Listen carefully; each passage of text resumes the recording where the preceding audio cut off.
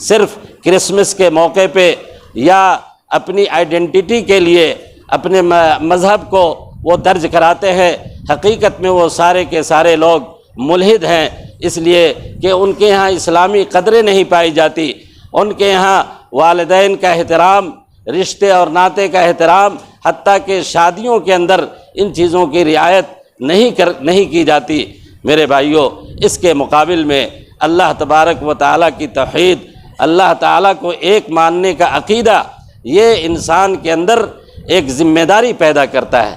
इंसान के अंदर इस बात का एहसास दिलाता है कि वो एक के सामने जवाबदेह है और इसकी वजह से अल्लाह की मोहब्बत और अल्लाह का खौफ उसके दिल के अंदर बैठता है। इसलिए कि वो ये सोचता है कि हमें एक न एक दिन अल्लाह के हुज़ूर हाज़िर होकर के अपने इन अमाल का